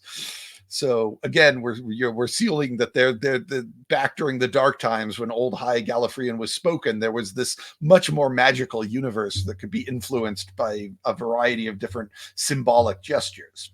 It's cool that the Time Lords first mastered magic with Old High Gallifreyan. How many millions of words? Those are all spells, essentially. Yeah, there's 10 million. There are 10 million letters in their in the Omega Bet. That's insane. And to put it in perspective, there's only about 500,000 letters in English. Yeah. Sorry, 500,000 words in English. Words, yeah. Sorry, so words, for every word we have in English, and English is one of the biggest languages in the history of humanity. As far as the number of words we've got, English is pretty much on top. It's got there are 20 letters in the Gallifreyan alphabet for every word we have in English. Wow. So yes, So I'm assuming that anal natras utbe unuts docio et rente, which Merlin the like, and I'm gonna merge Doctor Who with Excalibur, John Foreman's Excalibur. As far as I'm concerned, they're like the same. Well, I mean, the Doctor is Merlin in that parallel magical universe. That's right. So we learned that all of the Merlin ethos all derived from that alternate time, that alternate universe where magic is still a thing, and the Doctor is Merlin. That's right. I forgot which about we'll get to at some point in this show. Not today, but we are going to go into that. Very, very cool. I like it. It ties into kind of the Arthurian mythology, which I love. I eat all that stuff up. So. Oh yeah, no, we're definitely going to be doing some Arthurian stuff, and I'm probably going to be very much tapping into your Arthurian expertise because I know nothing. Like I'm the guy who's sitting around this holiday saying I should watch this Excalibur movie someday.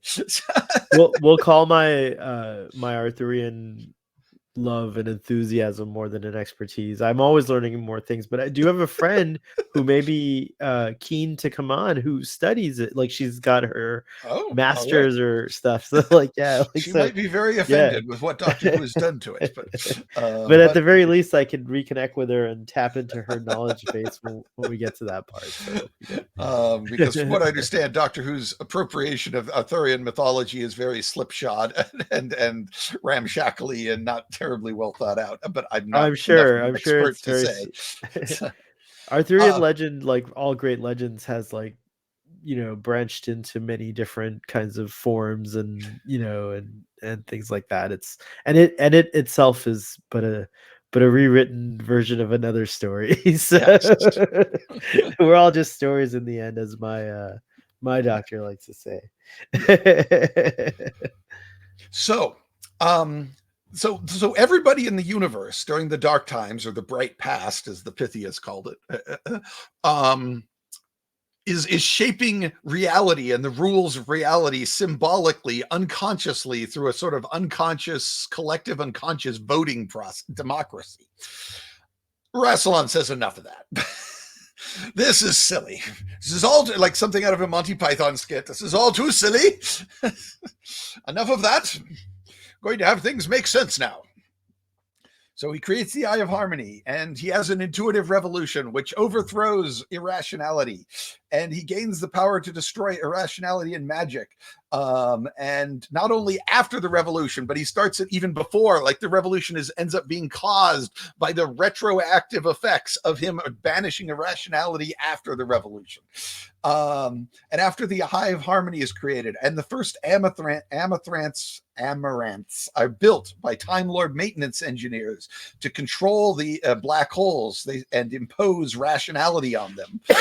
There we go. There's an Amaranth. The Time Lords use the Eye of Harmony to control, and its control over the web of time, and their ability to manipulate the weak nuclear force to map out every inch of the spiral politic, which is all of history that matters, and define the rational laws upon which it functions.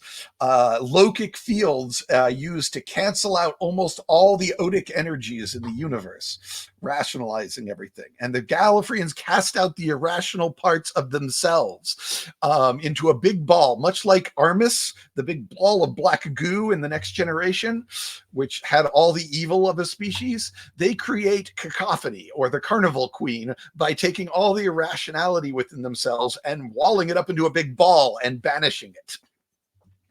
And Cacophony is this personification of the potential Kuhn paradigm shift, which alters how the conscious mind collapses mixed state events. And this banishment of irrationality causes the destruction of the flying horses, the dragons, the unicorns, the fairies, the slithy toads, the bread and butterflies, and all the other illogical creatures like the goblins. All of it's gone. Nice reference to the Jabberwocky, by the way. I can't take credit for that, but that's down to Christmas on a Rational Planet, I believe. And it's likely this effect is retroactive, which would explain why the Pythia's magic starts to fail right in the year leading up to the revolution that Rassilon leads. And as I mentioned, the only magic-related power to survive is psionics, because it operates under vaguely scientific lines. And these psionic forms form a network of ley lines that cross the entire cosmos. Cosmic ley lines. And so after banishing it all, in order to maintain rationality over the people of the universe, the Time Lords insert massive receivers into the ley lines of the cosmos to act as a detection network against irrationality's return, so that it would trigger. And so if, let's see, so it would allow them to detect and anchor any reemergence of irrationality. And again, as we mentioned, Rassilon literally hardwires the brains of the modern Gallifreyans so that if they have killing lessons and killing urges should irrationality return in any way, which the Doctor seems to have overcome. He doesn't seem nearly as destructive in Church on Ruby Road. So maybe he's finally figured out a way to overcome that manipulation by Rassilon. Now, of course, we're post Time War.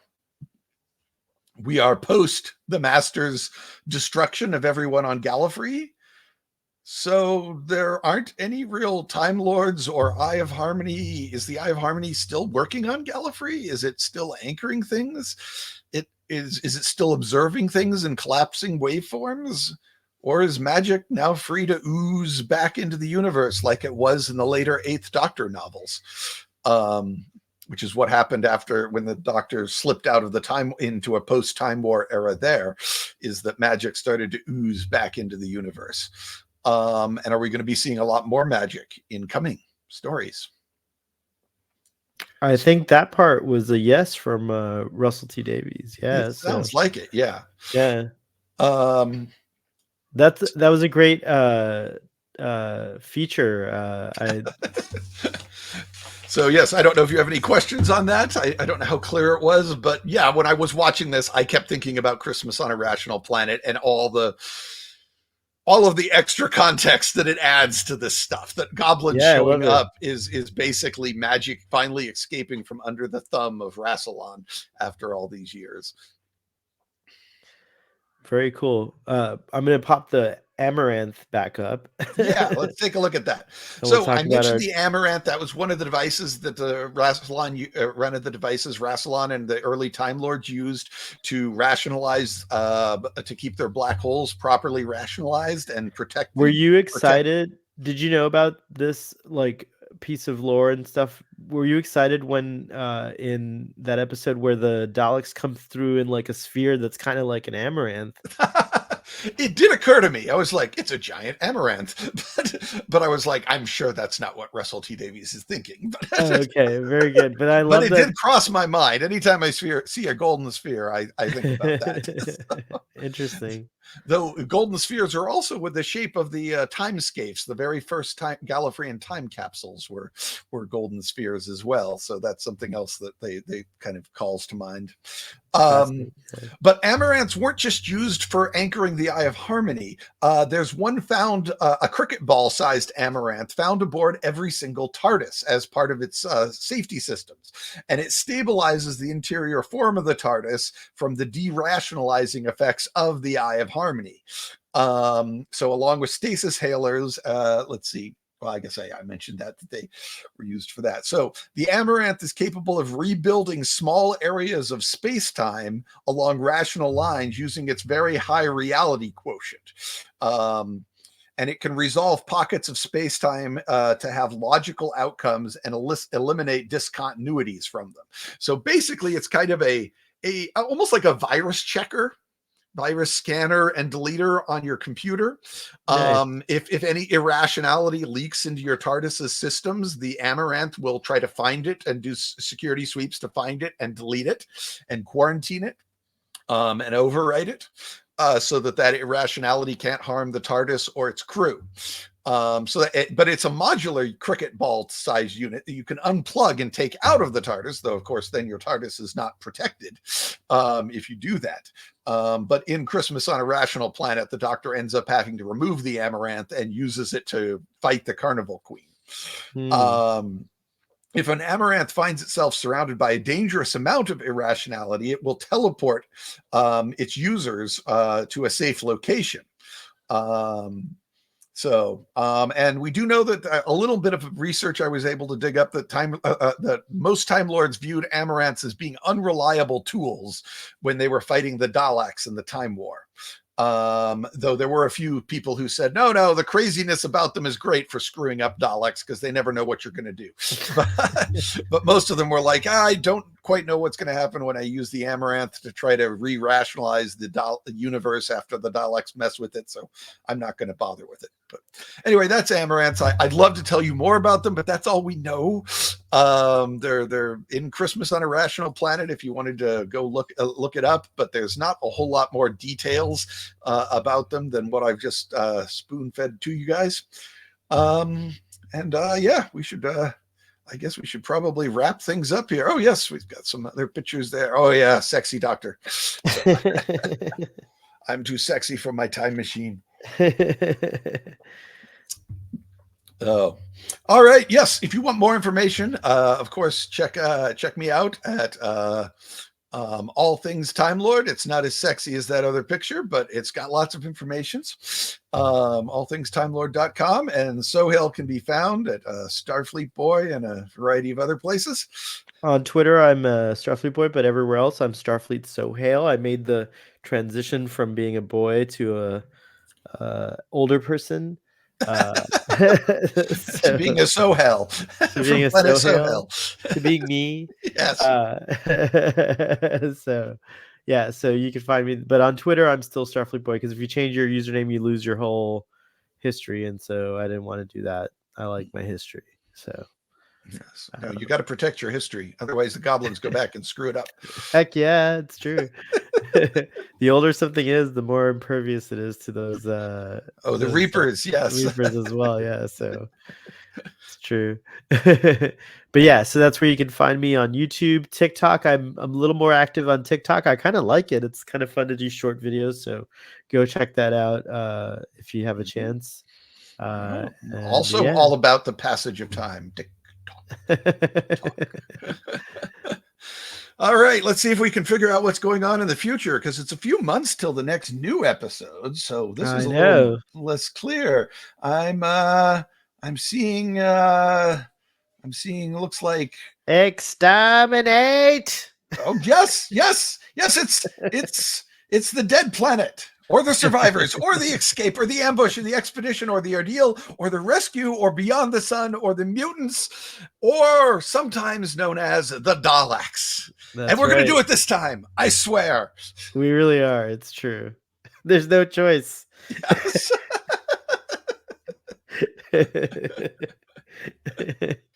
So that'll happen in a few weeks, probably. Yes, we're not quite sure. We'll get that out to you.